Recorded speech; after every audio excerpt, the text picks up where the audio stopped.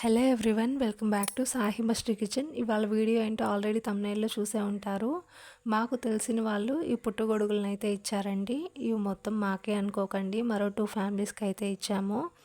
ఈ మష్రూమ్స్ వెజిటేరియన్స్కి అయితే non veg అనే చెప్పుకోవచ్చు. ఇవి పుట్టల మీద ఉంటాయి కాబట్టి చాలా మట్టి ఉంటుంది. శుభ్రంగా ఒక్కొక్కటి తీసుకొని 2 or 4 టైమ్స్ అయితే క్లీన్ చేసుకోవాలి.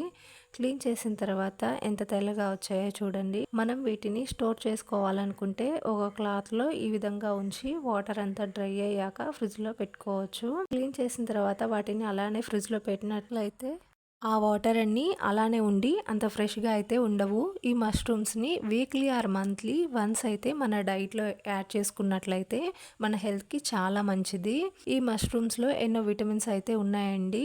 ఇందులో vitamin B12, vitamin C, vitamin D2 అనేవి పుష్కలంగా ఉన్నాయండి.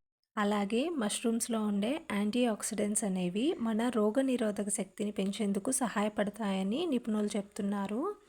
ఇలాంటి మంచి మంచి డివోషనల్ అండ్ కుకింగ్ వీడియోస్ కోసం నా ఛానల్ని సబ్స్క్రైబ్ చేసుకోండి.